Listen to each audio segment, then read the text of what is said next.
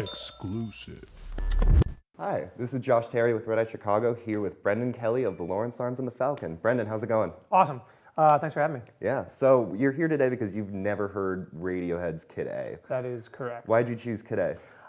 Just, people love it, and it's apparently really iconic and changes people's lives and everything like that. And, when you asked me what's an iconic record that I've never heard, it just sort of was the first thing that sprung to mind. So you're not a fan of Radiohead?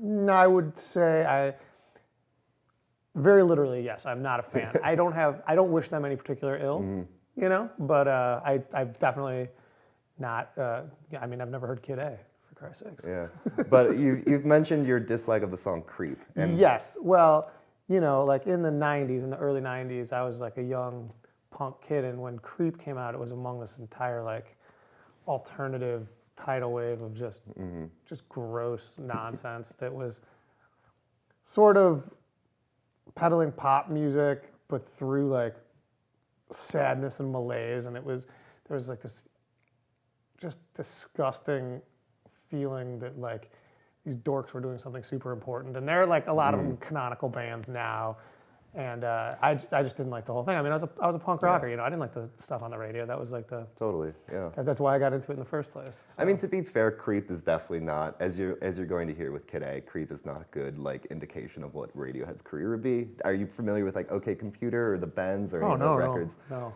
So to Cliff Notes version, they progressively got better and more interesting.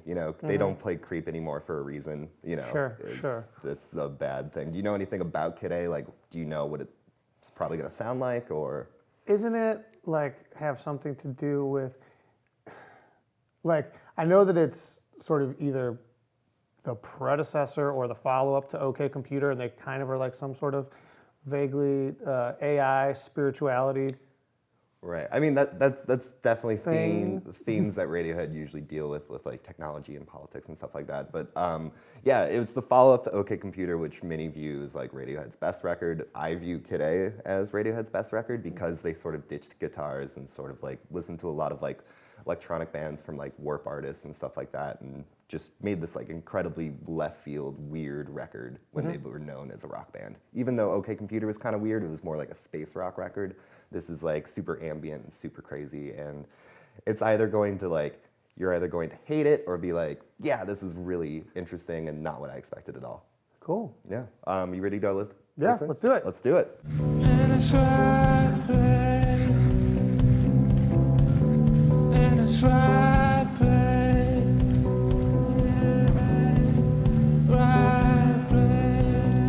All right, so we just listened to all of Kid A, and Brendan, you liked it a little more than you thought you would. Yeah, it was pretty good.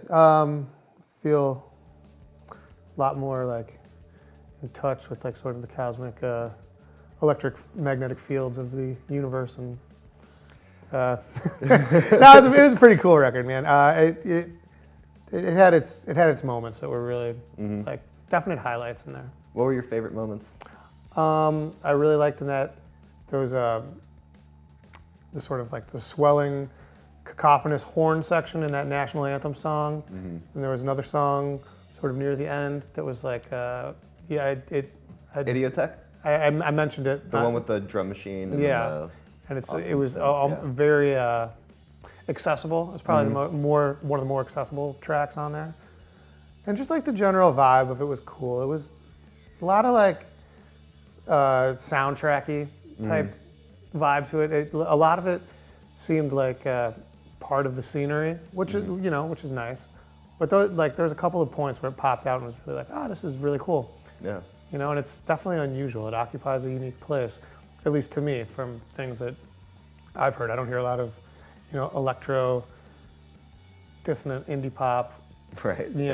Sort of. Yeah. I know that's a weird thing to say because they're such a seminal band. Right. So, it's kind of it's tricky because like knowing Creep and then hearing that, it must be kind of a huge surprise to.